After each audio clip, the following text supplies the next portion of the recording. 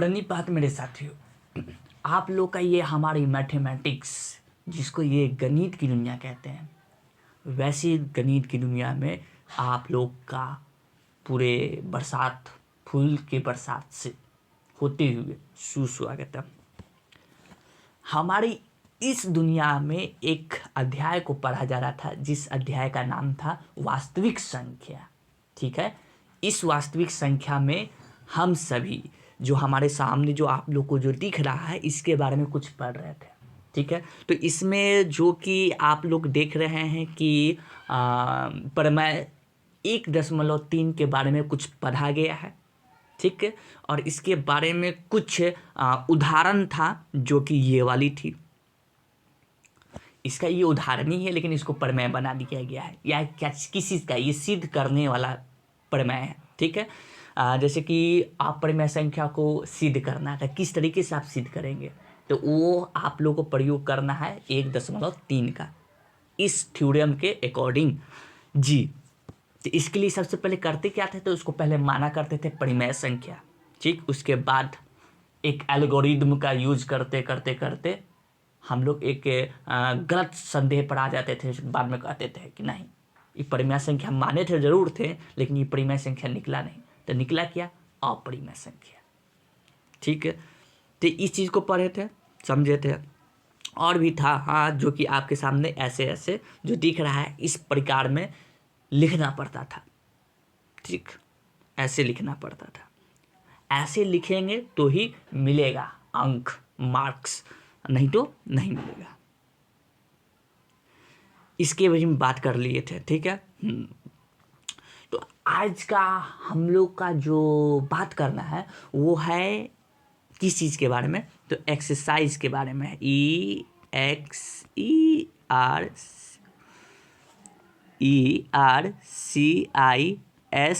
Exercise कौन सा? 1.3। इस प्रश्नवाली का बात करना है, तो इसको हम लोग आज प्रारंभ करते हैं। तो इसके लिए आप लोग को आना है। कहाँ आना है? इस दुनिया में उतरना होगा। ठीक, चलिए हमारे उस दुनिया में।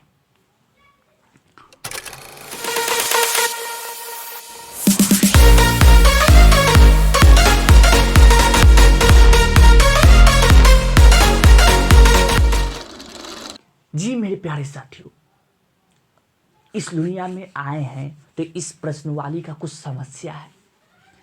इसे कुछ आप लोगों को प्रॉब्लम दे दिया गया है। इस प्रॉब्लम को आप लोग अर्थमेटिक, जिसको प्रॉब्लम कहते हैं, अर्थमेटिक हिंदी में बोले तो अंक गणित समस्या है, जिसको हल करना आपको है। इसलिए तो हम सब अभी मैथमेटिक्स में है ना। कौन सी प्रश्नवाली है? तो प्रश्नवाली आपका 1.3 है।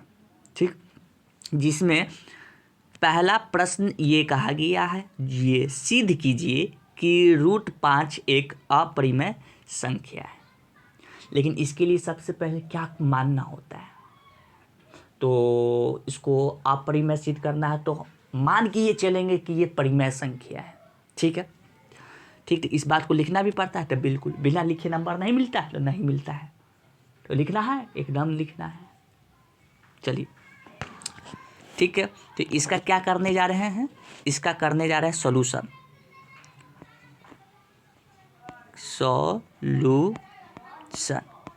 हिंदी में इसको क्या कहते हैं? हिंदी में इसको कहते हैं हल। कौन सा हल? जो खेत जोड़ता है ना, जो खेत जोड़ता है वो हल नहीं। तो कौन सा हल? जो हम लोग इस समस्या को हल करेंगे, वो वाला हल। ठीक है, तो पहले इसे मान लेते हैं। क्या मान लेते हैं? माना लिखना होगा, माना। ठीक है, क्या लिखना होगा? माना, माना। ठीक है, गलती लिखा जाता है, क्या करें। माना कि, क्या माना कि √5 एक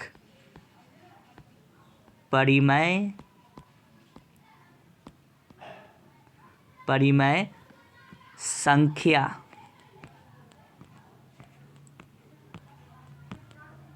परिमेय संख्या है। ठीक है, इस चीज़ को मान लिए, ठीक है मान लेते हैं। अच्छा, अब मानने के बाद करना क्या है, तो इसको हम मान लिए, तो मानने के बाद अब करना ये है कि परिमेय संख्या को लिखा जा सकता है किसके रूप में, तो P/Q के रूप में लिखा जा सकता है। ठीक है, तो इस √5 को लिख रहे हैं, √5 को क्या चीज़ में लिख रहे हैं, P/Q के रूप में। ठीक है, अगर NCERT हमारा जो बुक है उसके अगर अनुसार चलेंगे तो वहाँ पर इसको कभी कभी RS मानता है, उदाहरण में देखे थे आप, और कभी कभी AB भी मान लेता है। ठीक, हाँ, इसको ऐसे मान लिए, ठीक है मान लिए। अब मानने के बाद करना क्या है, मानने के बाद अब करना यूँ है कि इसके नीचे क्या छिपा हुआ है, 1 छिपा हुआ है। ठीक है, तो अब यहाँ से Q को इधर ले चलते हैं, भाग में है तो इधर आएगा, क्या चीज में आ जाएगा, गुना में। नेक्स्ट पेज पे आ जाते हैं, इस पे आएगा। तो √5 इधर था, गुने में Q इधर था, इधर क्या था, P था। ठीक है, तो इधर क्या आएगा, √5 Q P। इसको हम सभी लेके चलते हैं पहला समीकरण। ठीक है, पहला समीकरण इसको लेके चले। अब क्या करना है, दोनों पक्षों में वर्ग करने पर, दोनों पक्षों, दोनों तरफ वर्ग करने पर क्या होगा, तो अब ये लिख दिया गया। ठीक है, अब ये लिखने के बाद करना क्या है, इसको अब समझते हैं। इसको लिखने के बाद वर्ग करना है, क्या करना है, वर्ग। ठीक है, करते हैं वर्ग। इसको ये वाला ले लिए हम, √5 का Q का स्क्वायर, इधर करेंगे P का स्क्वायर, यानी कि वर्ग। ठीक है, अब जब इसको वर्ग करेंगे तो इधर आएगा 5Q स्क्वायर, और इधर आएगा क्या, P स्क्वायर। ठीक है, ठीक है, ये भी बात समझ गए। अब आगे और की बात करें तो इधर 5 गुना में है, उधर जाएगा, इधर 5 गुना में इधर जाएगा, क्या चीज़ में आएगा, भाग में। तो ठीक है, इसको इधर ले चलते हैं, आ जाएगा। तो इधर आएगा Q स्क्वायर, ऊपर P स्क्वायर, और नीचे क्या, 5 यानी कि 5, ये आ जाएगा। ठीक है, अच्छा, अब इसको गौर से यहाँ पे देखा जाए, यहाँ पे आपको गौर से अब देखना है, तो यहाँ पर देखने पर क्या पता चलेगा, तो यहाँ पर देखने पर पता चल रहा है कि P को 5 विभाजित कर रहा है, तो यानी कि यहाँ पे प्रमेय लग रहा है। कौन सा प्रमेय, जो कि हम लोग पढ़े थे, ये प्रमेय 1.3 वाला। ठीक है, तो यहाँ पे उस के बाद से कह सकते हैं, अगर P स्क्वायर को विभाजित करता है तो आपका 5 जो है P को भी विभाजित करेगा, बिल्कुल। तो वही बात को यहाँ पर लिखना होगा। ठीक है, तो यहाँ पे लिखते हैं, कैसे लिखते हैं, कहाँ लिखेंगे, थोड़ा इधर आके लिख देते हैं, चलिए आइए यहाँ पे लिख देते हैं। क्या लिखना होगा, यहाँ, ठीक है, यहाँ 5 जो है वो P स्क्वायर था, Q स्क्वायर था, P स्क्वायर था, इसको मिटाते हैं। ठीक है, 5 यहाँ 5P स्क्वायर को क्या कर रहा है, तो विभाजित कर रहा है। ठीक है, को विभाजित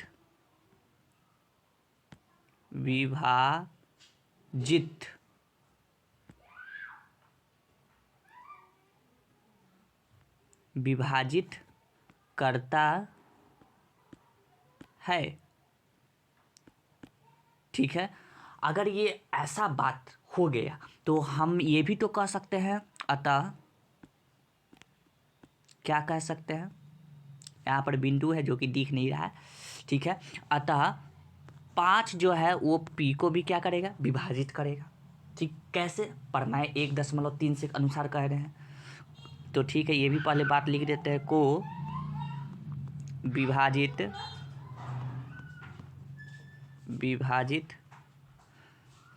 करेगा अपने मन से कर रहे हैं, तो अपने मन से नहीं कह रहे हैं। ये कौन सा प्रमेय है? तो प्रमेय है आपका 1.3, यहाँ पर लिखना होगा प्रमेय। कौन सा? 1.3 ये बात कहता है। लिख दिए। अब ये लिखने का आगे क्या करेंगे? इसके आगे तो इसके आगे कुछ नहीं करना है। अब मुझे क्या करना है कि P के जगह पे मुझे 5C रखना है। ठीक, जो जितना को विभाजित करेगा ना उसके जगह पे 5C मान लेंगे। ठीक है, ठीक। क्यों मानेंगे इसकी बात बता दिया हूँ, क्यों मानेंगे प्रमेय ही में बताया था क्यों मानते हैं। नहीं, इसके पहले वाले भाग में बताए थे जब उदाहरण दे रहे थे तब। ठीक है, ये हम लोग मानते हैं। ठीक है, तो इसको और अच्छे से लिख देते हैं।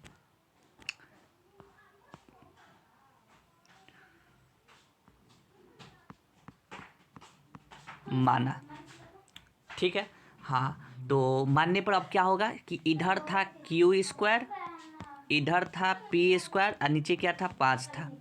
ठीक है, तो यहाँ पर आएगा Q², P की जगह पे। अब ये बात मानने पर अब क्या करना है? P के जगह पे जो 5C माने हैं उसको यहाँ पे रख देना है। ठीक है, नीचे क्या है इसको ठीक से लिख देते हैं। नीचे क्या है? 5 है। ठीक है, ठीक है। अब इधर क्या हो जाएगा? तो इधर हो जाएगा Q²। ठीक है, इधर हो जाएगा 25C²। ठीक है, और इधर क्या हो जाएगा? बटा में 5। ठीक, अब यहाँ पर एक और चीज़ देख सकते हैं, 5 के पार से क्या ये कट रहा है? कितना बार में? 5 बार में कट रहा है। ठीक, तो अब और क्या आ गया? Q² = 5C²। ठीक, अब C को इधर रहने देते हैं, C² वाला 5 को उठा के इधर ले आते हैं। तो इसको उठाकर इधर लाएंगे तो उधर Q² ऊपर में, नीचे में क्या? 5, इधर में क्या हो रहा है? C²। ये आपका समीकरण हो रहा है दूसरा। ठीक है, ये दूसरा समीकरण। अब इन दोनों समीकरण को देखते हुए एक चीज समझ में आ रहा है। क्या? यहाँ पे देखिए,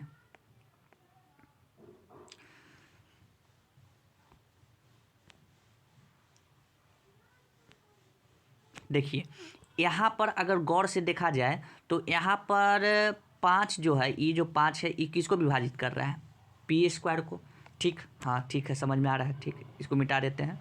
ठीक, अब इसको देखिए, यहाँ देखिए,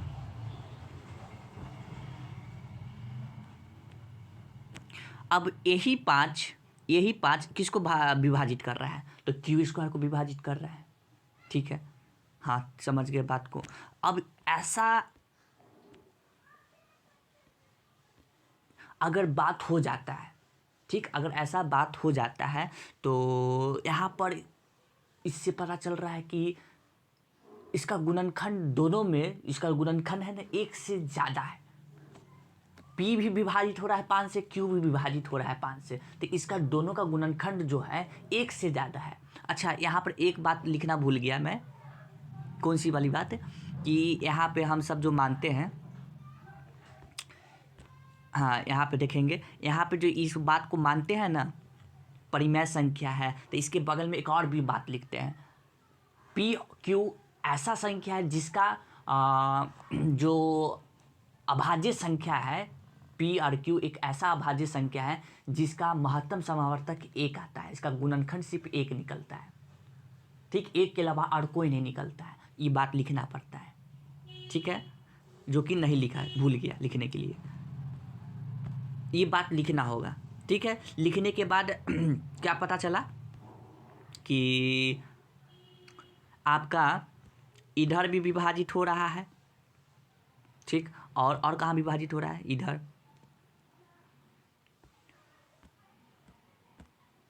इधर भी आपका विभाजित हो रहा है। ठीक है, दोनों समीकरण को देखते हुए पता चला। अगर ये दोनों तरफ समीकरण पहचान में आ गया कि दोनों तरफ विभाजित हो रहा है, तो ये कब संभव है? जब इस दोनों के बीच में जो गुणनखंड है, जो पी और क्यू में जो मैंने माना कि गुणनखंड एक होगा, सिर्फ एक के अलावा और कोई नहीं है, तो यहाँ पे तो ज़्यादा निकल रहा है। ज़्यादा निकलेगा तभी ना इसको भी विभाजित कर रहा है, उसको भी विभाजित कर रहा है, पी और क्यू को।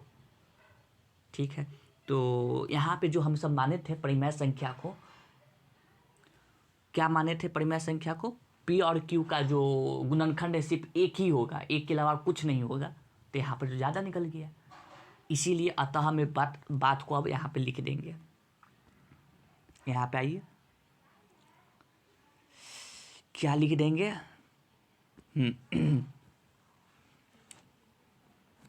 इस बात को यहाँ पे लिखना होगा। कौन सी वाली बात को?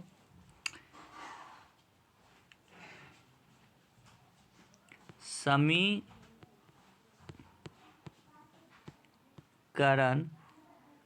पहला और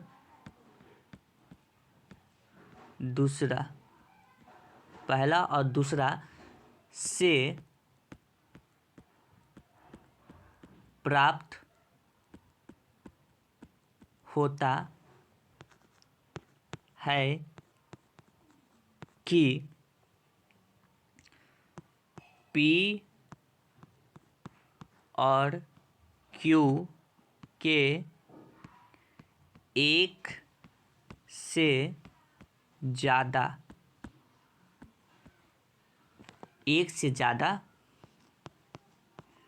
गुणनखंड हैं, इसलिए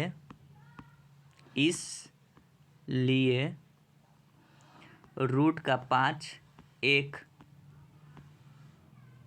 अपरिमेय संख्या है, अपरिमेय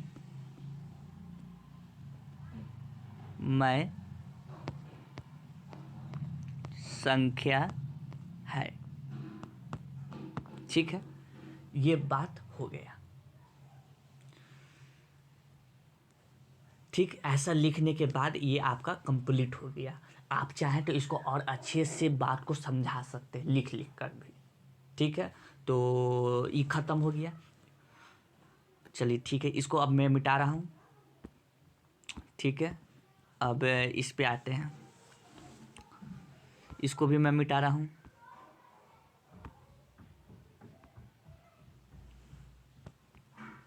इसको भी मैं मिटा दिया।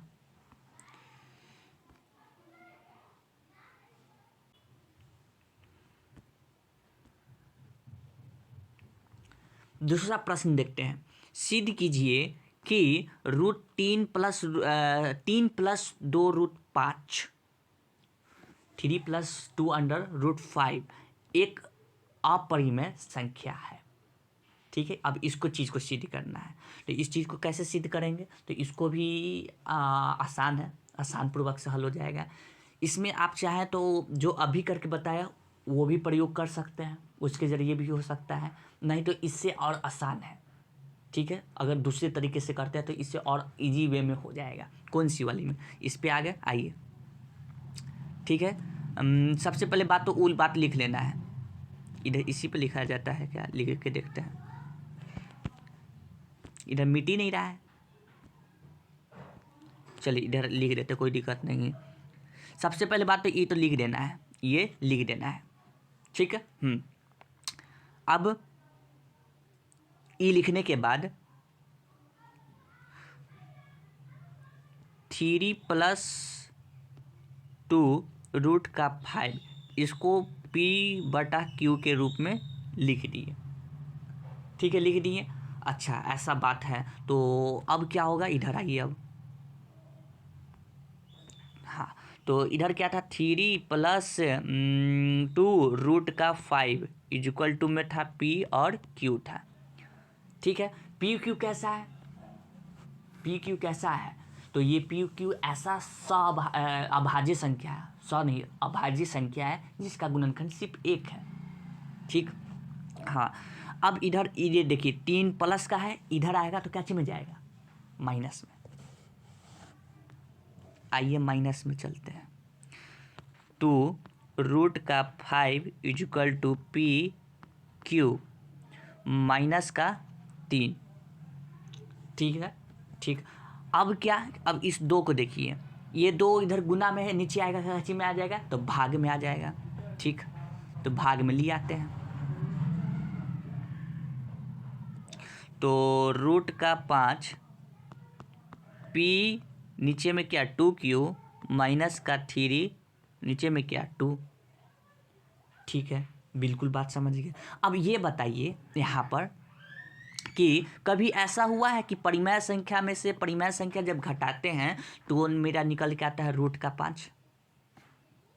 मतलब कहने का मतलब नहीं समझे, कहने का मतलब मेरा ये है कि आप लोग अगर इसके पहले वाले कक्षा में रहते होंगे तो वहाँ पर एक चीज़ पढ़ाया गया था, परिमेय संख्या में से परिमेय संख्या घटाते हैं तो निकलता क्या है, परिमेय संख्या। परिमेय संख्याओं को परिमेय संख्या को जोड़ते हैं तो होता क्या है, तो परिमेय संख्या आता है। उसी तरह प्राकृतिक संख्या में प्राकृतिक संख्या जोड़ते तो निकलता क्या है, तो प्राकृतिक संख्या निकलता है।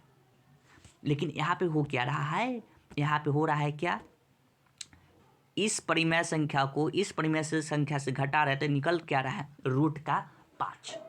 ये ऐसा संभव नहीं है, इसीलिए इसको यहाँ से ये बात को दिखाते हुए यहाँ पर बात लिख के बोल देंगे। क्या बोलेंगे, देखिए क्या बोलेंगे, p बटा में 2q माइनस 3 बटा में 2 यह एक परिमेय संख्या है, जबकि रूट का 5 एक अपरिमेय। अब इस वाले पेज पे आ जाते हैं,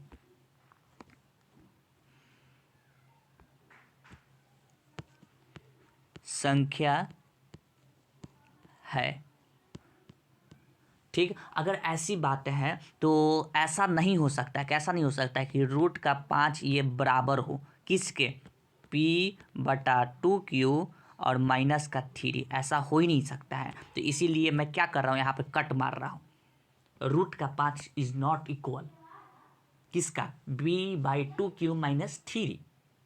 अच्छा, इसके नीचे 2 भी था, हाँ इसके नीचे 2 भी था, इसके नीचे 2 भी था, ऐसा नहीं संभव है। तो इसीलिए मैं कहता हूँ अतः रूट 5 रूट का 5 ठीक से लिख देते हैं, यह एक अपरिमेय संख्या है। ये बात अब खत्म। ठीक है, अगर ये बात समझ में आ गया तो अब जल्दी से अगले प्रश्न पर पहुंचते हैं। चलिए आइए अगले प्रश्न, इसको मिटा दूँ ना, समझ में आ गया तो मिटा देते हैं।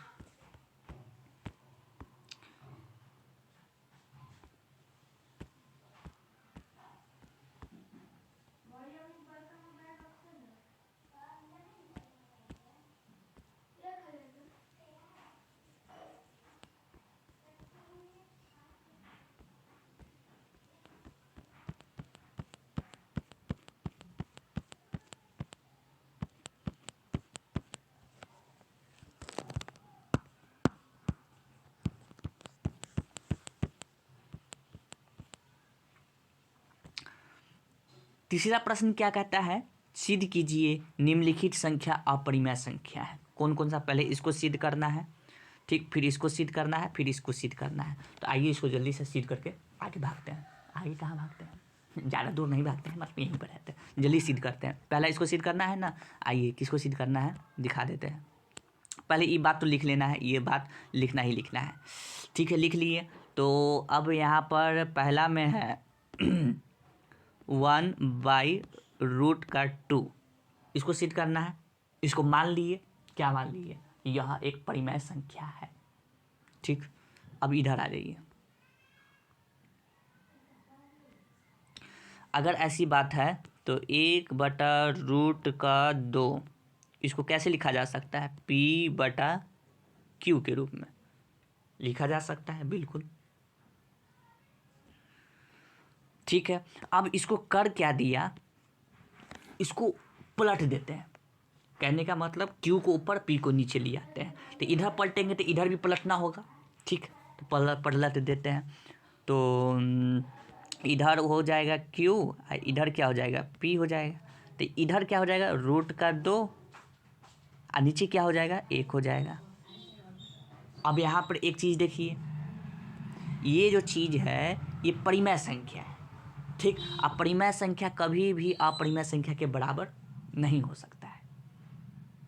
और जबकि मैंने माना क्या हूँ, पी और क्यू क्या है, परिमेय संख्या।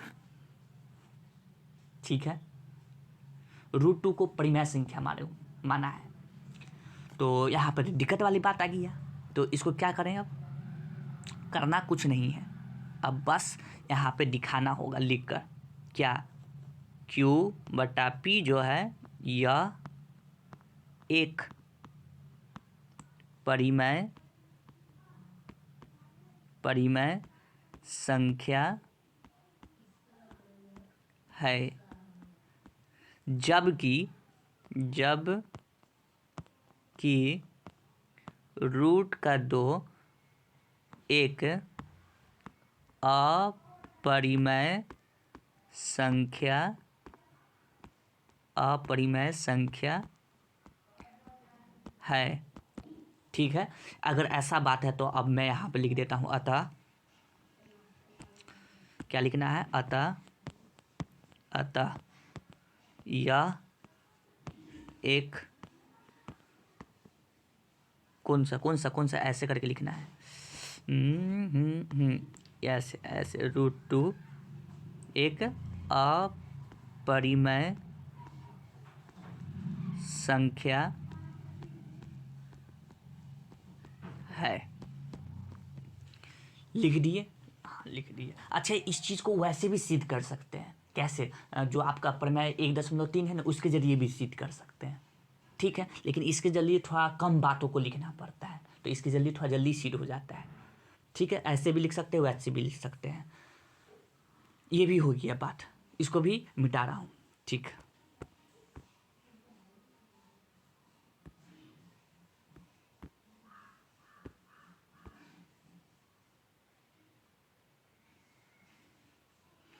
अब क्या करना है, क्वेश्चन नंबर 3 को देख लेते हैं, ये वाला। ठीक है, अब इसको सिद्ध करना है, तो इसको भी वैसे ही सिद्ध करेंगे। सबसे पहले मान लेंगे कि, अच्छा यहाँ पर मानना होगा कि यह एक परिमेय संख्या है। कौन सी परिमेय संख्या है, तो ये दूसरा 7√5।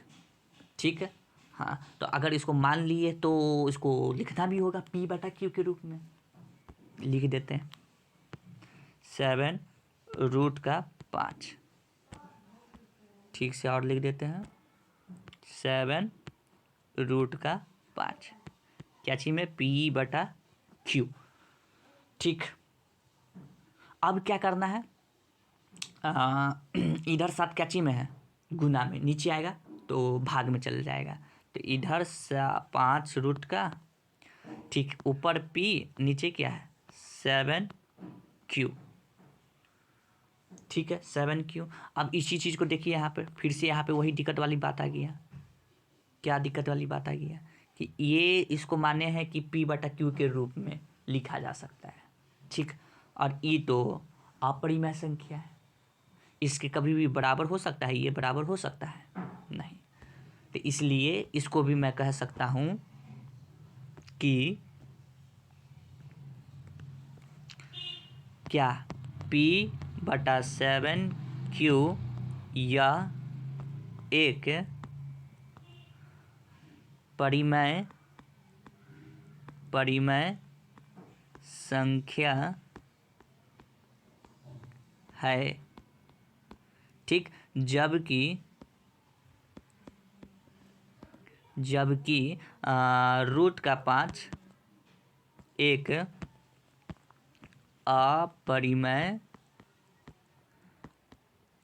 संख्या है। लिख दिए, ठीक है, ये भी बात समझ गए। अब ऐसा बात लिख दिए तो अतः में नीचे लिख दीजिए। अच्छा, इसको ऐसे भी करके दिखा सकते हैं, ऐसे √5 इज नॉट इक्वल P/7Q, ऐसे भी इसको करके दिखा देंगे तो और अच्छा लगेगा इसको दिखने में। अब नीचे में क्या लिख दीजिए, अतः 7√5 एक अपरिमेय संख्या है। ठीक, ये भी आपका कंप्लीट। अब अगला प्रश्न पे आते हैं, इसको मिटा दूं। नीचे आइए, अब कौन सा लेके चलना है, ये वाला 6 डिवाइड है क्या है, देखते हैं, ठीक से देख लेते हैं।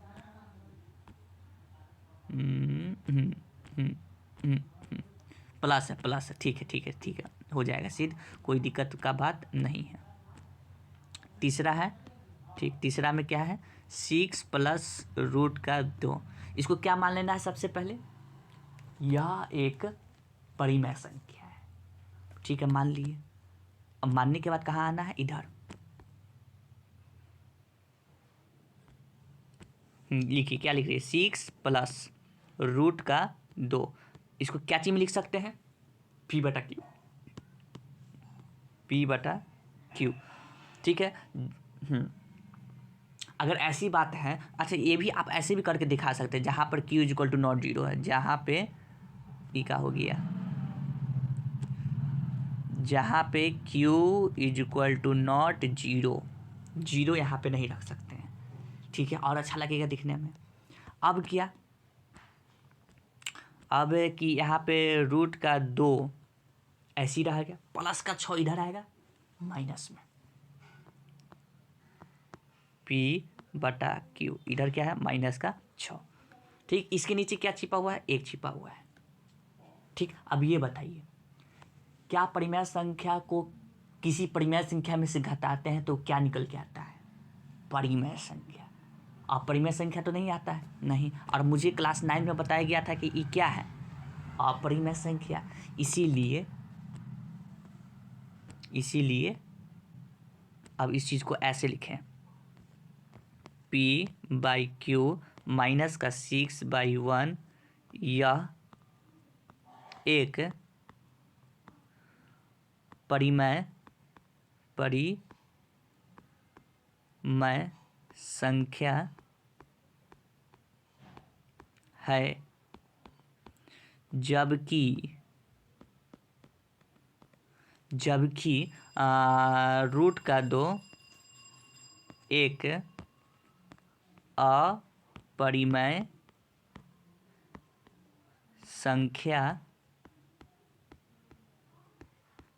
अपरिमेय संख्या है। ठीक, अब ऐसे बात लिखने पर अब आप इस चीज़ को ऐसे भी करके दिखा सकते हैं।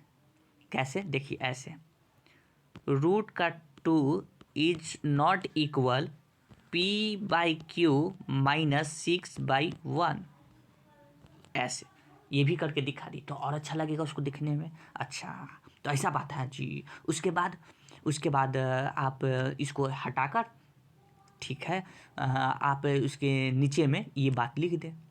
कौन सी वाली बात, अतः 6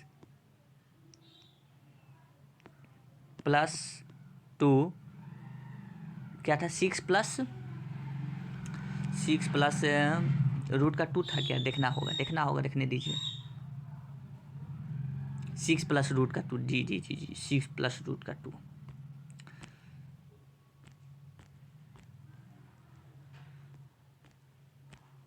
6 + √2 एक अपरिमेय संख्या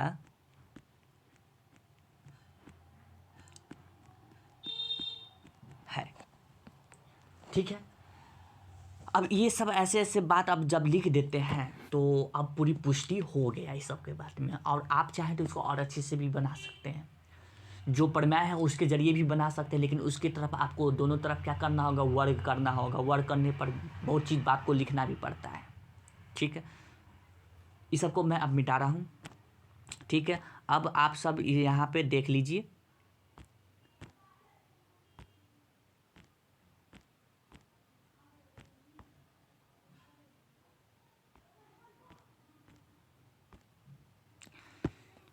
ऐसा ऐसा इसमें बात सब कहा गया।